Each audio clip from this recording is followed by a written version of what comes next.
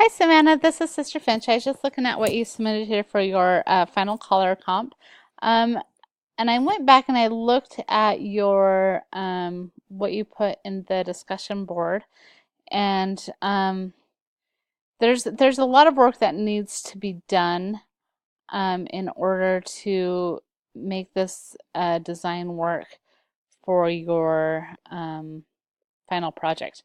It simply doesn't meet the parameters of the assignment. And we'll look at the rubric and explain that to you further. It kind of worries me a little bit that in your description that you said that these blue and yellow is complementary, because that's not the case. Complementary colors are opposite one another on the color wheel. So if you look at a color wheel, you'll notice that blue and orange are opposite each other on the color wheel. Um, and then the complement of yellow is violet, and the complement of red is green. Um, and so it worries me a little bit that you refer to this as a complementary color scheme, because that's not correct. Um, but let's go ahead and look at the rubric and see what we can do differently. Required media acrylic paint. It looks like you used acrylic paint. Subject matter is flat, not modeled. On this design over here, you do have some nice flat colors. You have this darker yellow outline, shape of the rind of the lemon, it looks like. And then you have these other shapes that are flat colored within. This one would be considered modeling or streaks in the paint. And so you don't have a lot of value difference between the rind and the um, fruity, fleshy part of the melon, I guess. And so I would need to see something more along this quality of craftsmanship for both pieces. Okay, so that's what that means. So that one, so just keep in mind how many points all of these things are worth, um, and how that's going to affect your final grade. Obvious color schemes, so no use of black and white. So you mentioned that this was a complementary color scheme, but it is in fact not. So you're going to need to, if you can't remember what the color schemes are, go back and review. I believe week 6 and 7 are color. I can't remember exactly which week the color scheme is, but it's one of those 2 weeks, and you can go back and review. But your final composition needs to be a color scheme that we have discussed in class. So complementary, triadic. Triadic is like red, yellow, blue, or orange, green, violet. Those are two different triadic color schemes. Let's see. Analogous or adjacent colors on the color wheel, like yellow, green, blue, red, orange, yellow. Those are two different examples. Um, let's see, monochromatic is the same color, just one color, but different tints, tones, and shades of that color. So it needs to be one of those 4 color schemes for your final project. Colors are clean, not muddy. They're fairly clean. Muddy is when I can tell that you're having a hard time mixing colors and they just look out of funk. They might turn a little bit brown because you're mixing colors. It just shows me that you're having a hard time mixing colors, which you are not. But that's what that means is when it's referring to muddy colors. Effective use of color saturation. So in this design, it's nice that you have a desaturated background and you have saturated, at least, you have 2 saturated. What I'm looking for this is that your focal point be a highly saturated color. And subordinating focal points would be less saturated.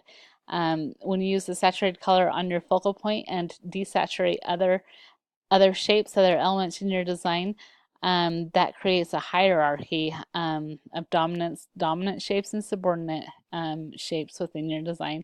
And that's what I'm looking for when I look at effective use of color saturation. So you did a good job at desaturating the background. You have 2 competing highly saturated colors. So in the design, I'm looking for a hierarchy You know, for example, you know, these two yellows are pretty saturated. Both of them are. Um, you know, but some distinct. It's nice that I can have at least some distinction within the values of those colors. Let's see. Dominance and subordination. We're looking for so dominance and subordination of shape. You know, the size of shapes. Right now, these two are competing shapes um, right next to each other. I'm looking for size of shapes, value of shapes, placement, um, color saturation, dominance and subordinates that we've already talked about, etc. Emphasis is to create a center of interest. You can use emphasis on your focal point to make it more interesting. That'll help draw the viewer's eye into the focal point.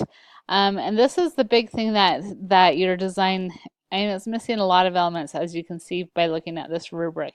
But as far as correct placement of the focal point using the rule of thirds. So this design is a symmetrical design, and it's really not very interesting. You know, you've got two halves of oranges that touch in the middle, and that's pretty much it. Um, and what I'm looking for is an asymmetrical design.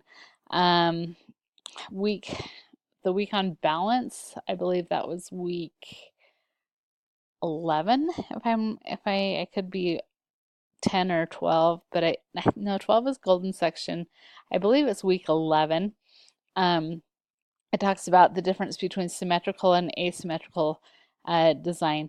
And this design is symmetrical, and we need something that's not symmetrical. You know, pretty much anything that is not symmetrical is asymmetrical unless it's just completely out of balance.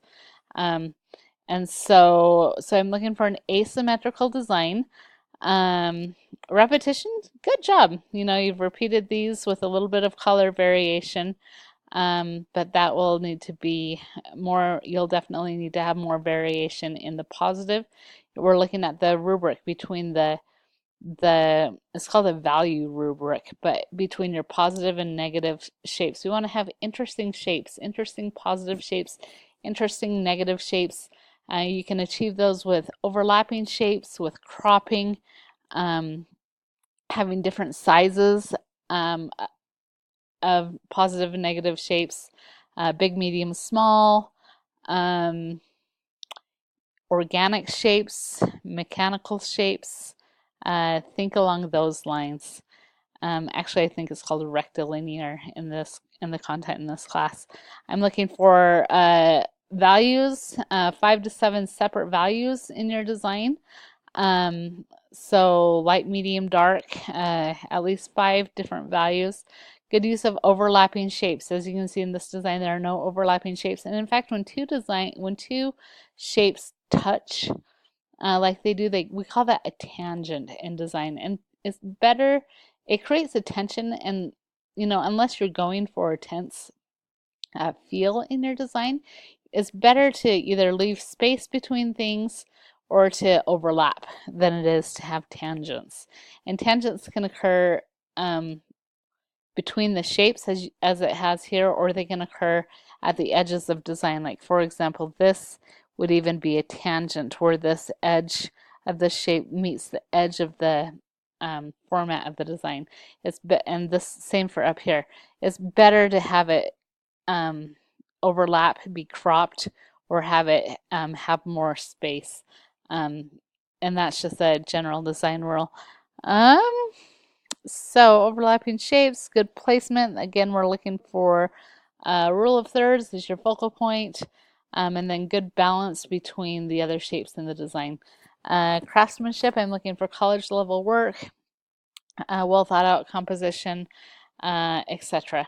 So based on this rubric, you can see why I would say that this design does not meet the parameters of the final. You know, if you cleaned up this design and resubmitted it based on the points, how the rubric is broken up, I don't think you would pass the final.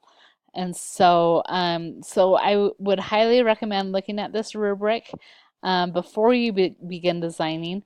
I can't remember if you submitted thumbnails or not. Maybe I'll pause it and just check real quick. All right, Savannah, so I found your thumbnails that you submitted. It doesn't even look like you have this lemon design on your thumbnail. And so I would recommend going back and maybe reworking one of your other thumbnails to see if you can get a better design. Keep in mind you're going to want to have your focal point within the rule of thirds. So, oh, there's your lemon one. I see it, but it's a little bit different. But for your final, you need to have an asymmetrical composition. So anything that is symmetrical or nearly symmetrical is not going to work for your final. This one could make a nice final, I think. This one could if you actually place the sailboat within the rule of thirds. You know, this one has the most potential, I would say. Keeping it like this and then adding like a little tent or a little something within the placement of the golden section, I think would work. You know, this one could work. This one has a few other design issues that might be troublesome for you. But I would say this one's probably your strongest composition. I would use a little bit more variation. Yeah, break up some of these, break up this bigger shape with layering of different shapes, having some overlapping shapes in there, and perhaps with the trees, giving them some of them just a little bit more variety. It's good to have that repetition, but just a little bit of variety will give it a little bit more interest, having like a small one in there or a thicker one in there intermixed. But then having that not detract from your focal point. So let me see, favorite composition.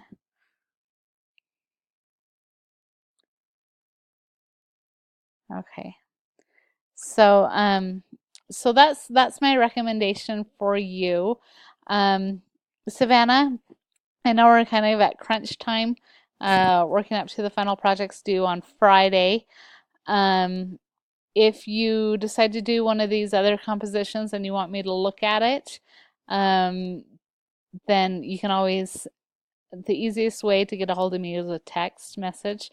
My phone number is 208-206-8235, simply because I'll respond to you usually within an hour of your question. And we can chat back and forth. I think that's just the easiest way to get feedback on your designs. Some students aren't comfortable. I don't know why. I feel like I'm pretty approachable, but if you want to email me, then I can get back with you with those questions, usually within 24 to 48 hours. If you put something in the discussion boards, that takes a little bit longer as well. So those are my suggestions for you. I hope that you've enjoyed this class. I know that you've kind of struggled with some of the assignments and getting everything handed in. So let me know if I can help you in any way, or but I think if you did well on this final project and the last reflection this last week and things like that, when I looked at your grade just a second ago, it said C minus. Depending on how you do, I think you could bump it up, to at least a C plus, B minus range if you do well. So keep that in mind. Let me know if you have any questions. And all right, thanks, and we'll talk to you later, hopefully. Okay, bye.